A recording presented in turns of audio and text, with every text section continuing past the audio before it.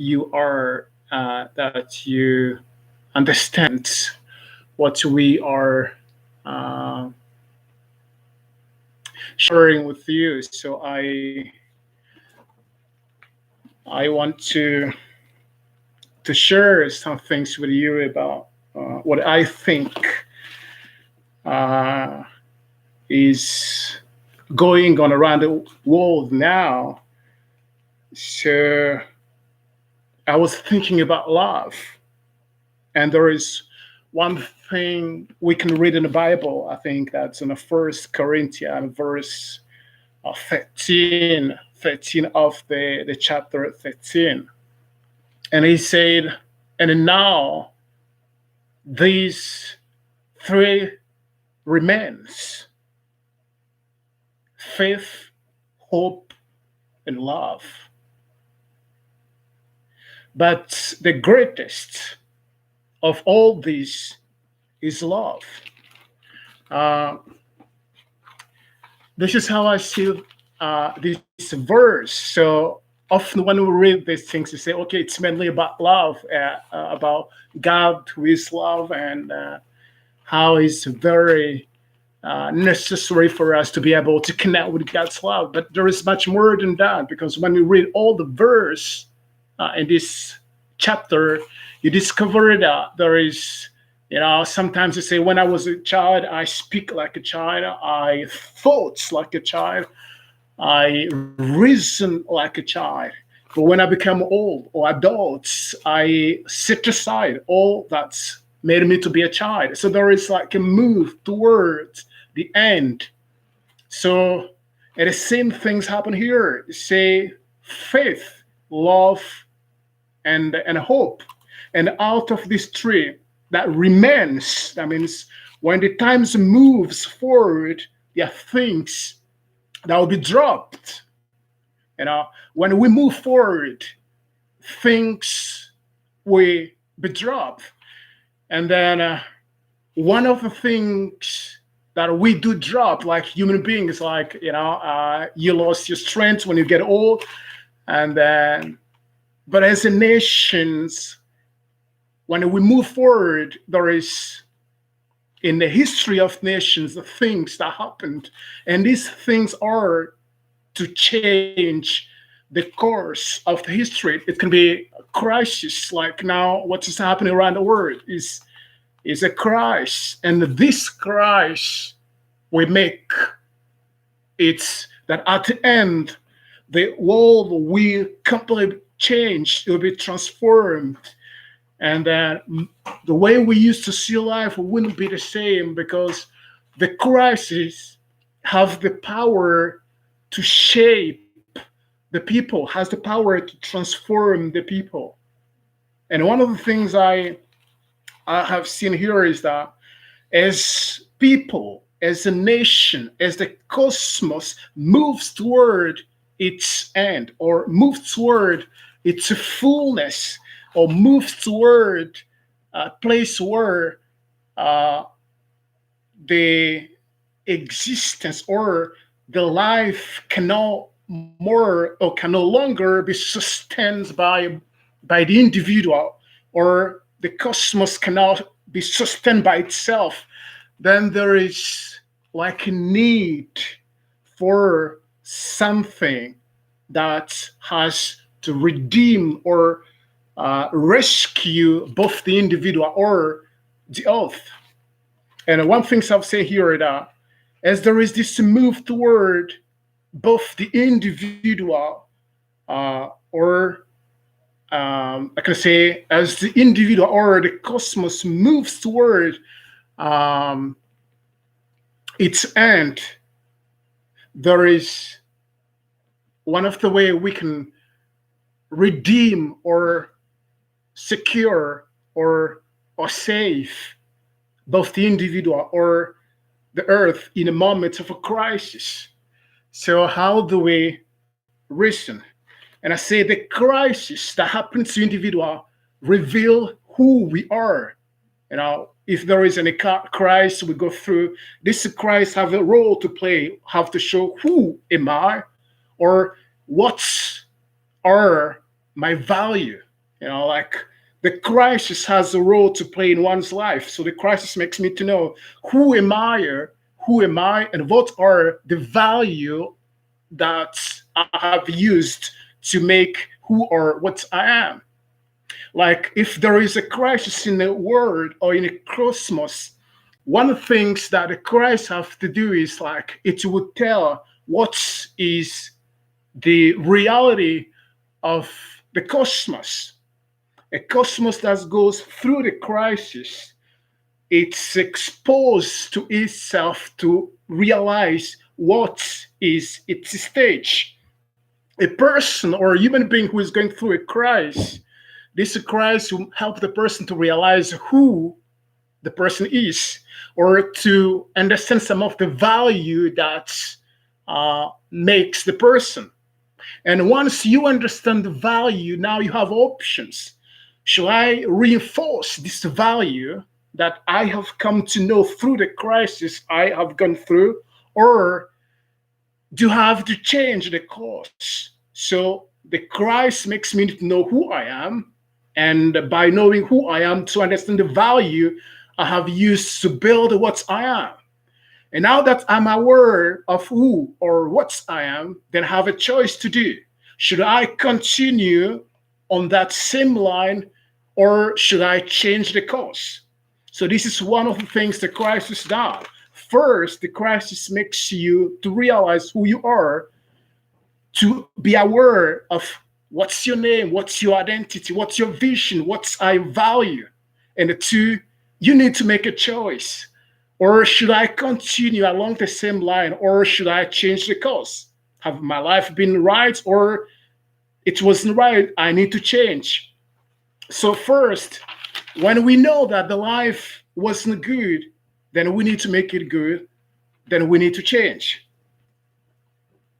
So, and one of the things is that the crisis helps us to realize what was hidden. Sometimes we really don't know what is in our lives, but the crisis brings it up. How we react, how we respond to situations. The crisis helps us to seize or to grasp this reality that most of the times is hidden because we are so busy and we are not so aware of who we are or what we do. So there is this reality that comes up through the crisis. And then what Paul is saying here is that at the end, when we move forward, three things or three value as a Christian will stand. He say hope, faith, and love. But he said the highest of this value is faith. No. Is hope? No. But he says love. But now the question is, so how do we, in the times of a crisis, use love to build something that we want to be so good? When we come across or when we realize what our lives are or what the value we have built our life upon are, then we need to make a choice to reinforce this value if they are good, or to go away from these systems we have built in our lives. But then love is what will help someone to be able to build his life and to make it very good, or to get benefits from the crisis. So once the crisis comes and makes us realize who we are, it's only through love that we can gain some things out of the crisis experience. So look at how it works. Let's take the situation the world is going through now, the COVID-19, which is a crisis. So if I have to go through this crisis as human being with hope, then that has to respond, it have an impact on how I behave during the crisis. If I say hope, then I say, okay, it doesn't matter what happened because at the end, people would die, but we still have people, the world will continue. So the hope, say, okay, there is hope for the humanity. I really don't have to worry so much. I don't really have to stay home. I can go outside because by the end, the convict wouldn't kill everybody. So that's hope. So the hope in times of crisis makes us not be so much aware on what should be the best that will save the people. Faith, for example, when I say, okay, I just need to have faith.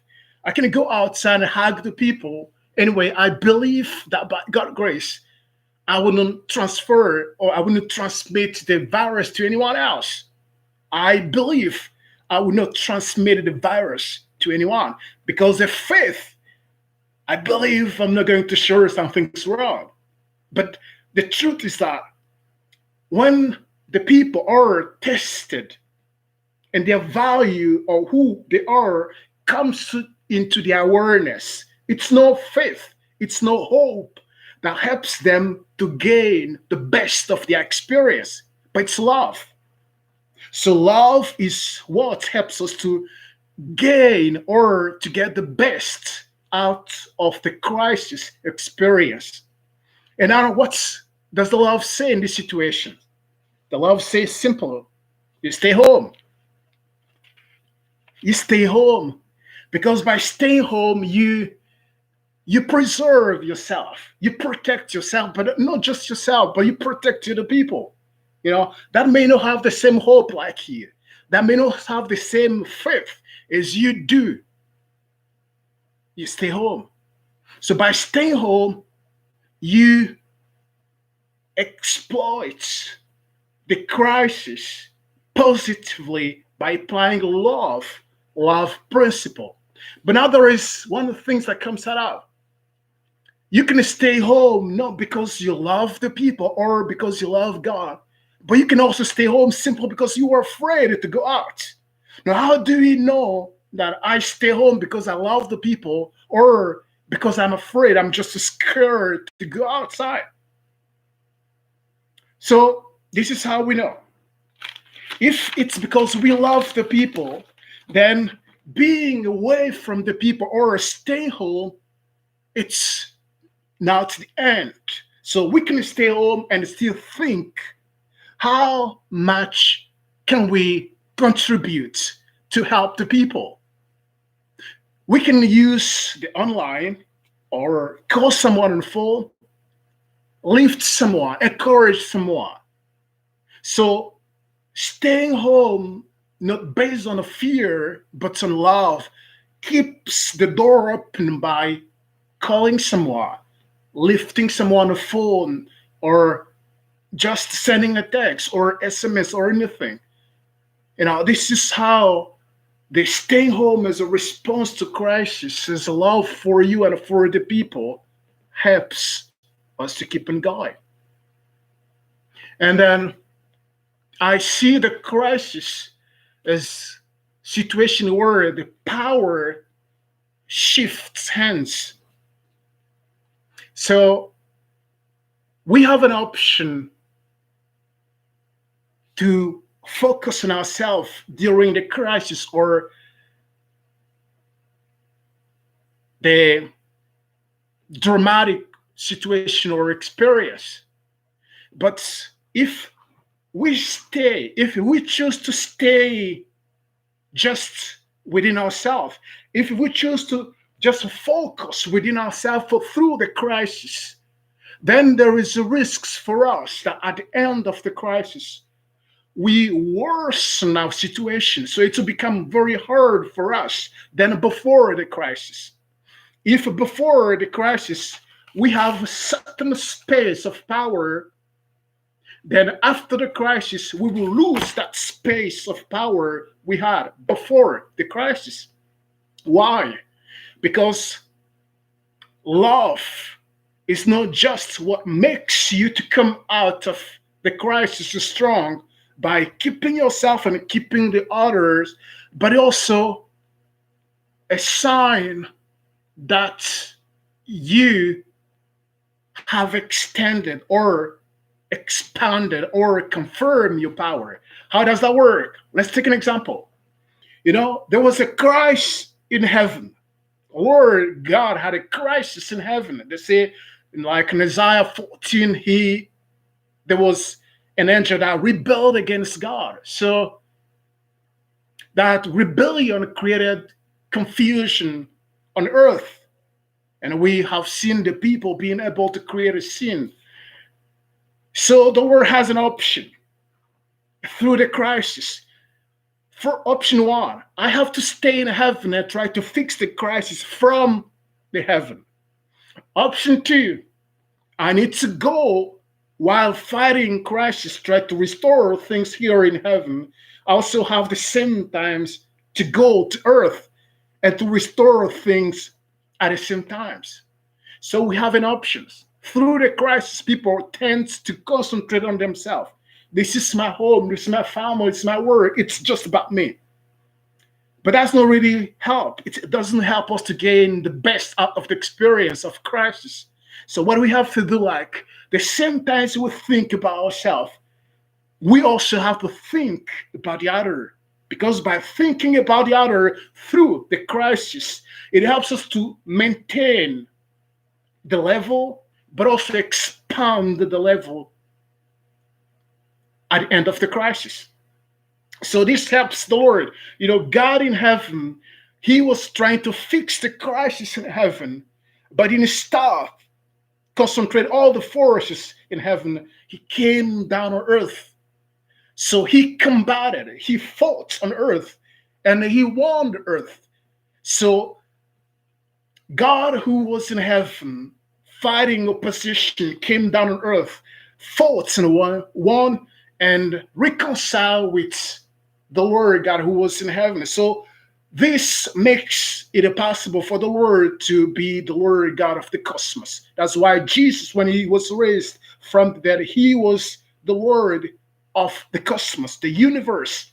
Even when we read John 3:16, the word world here is the cosmos, is the whole universe.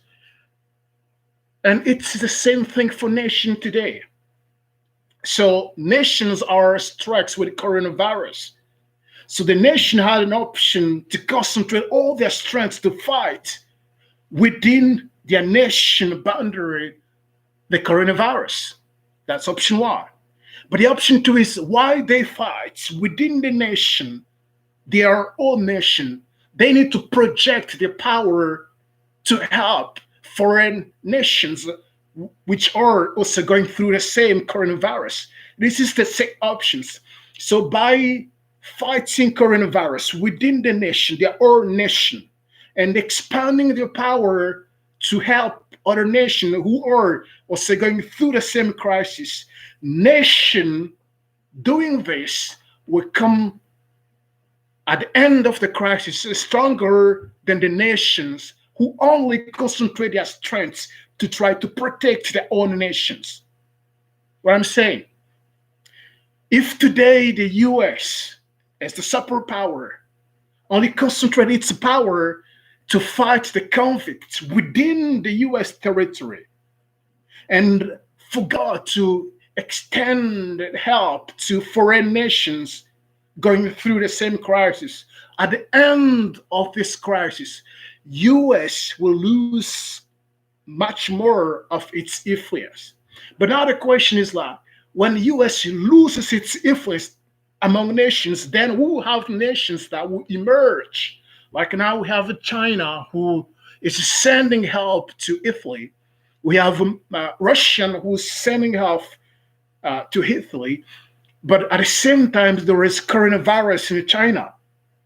But yet the China, while they are combating coronavirus in their own nation, they also project the power in helping foreign nations. So at the end, if the US doesn't influence, doesn't contribute, doesn't participate in helping other nations while they are combating coronavirus within their own lands, it will lose it much more of its influence.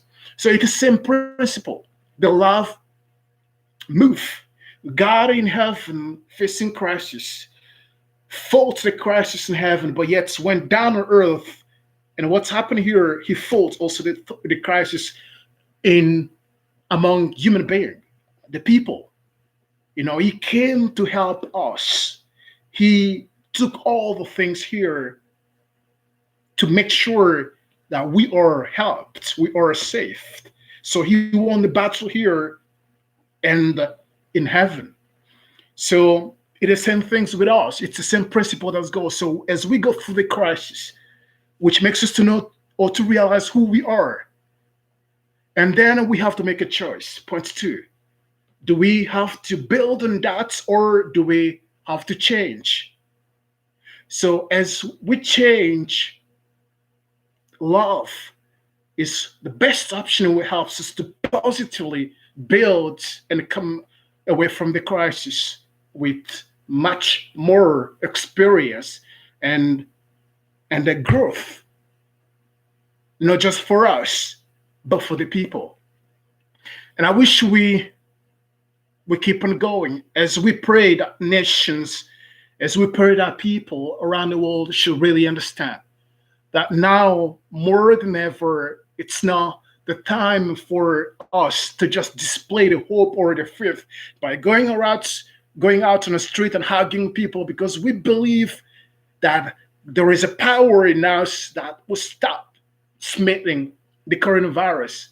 But we will stay home as a sign of love for the people, and stay home not for fear, but staying home as a sign of love. That's why we will keep in touch with the people, calling them on phone, writing, checking to make sure all things is well. But try as much as possible to keep the distance so that the virus shouldn't be transmitted to the people we love and care about.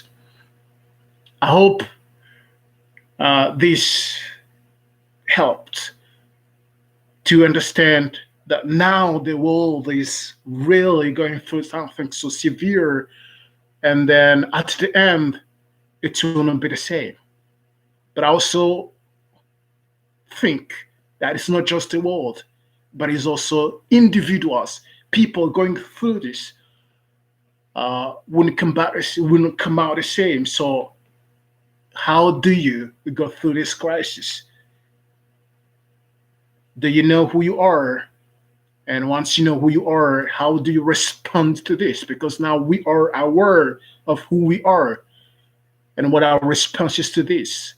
Do we stick to that same line, or do we make sure we correct to make sure things goes on well?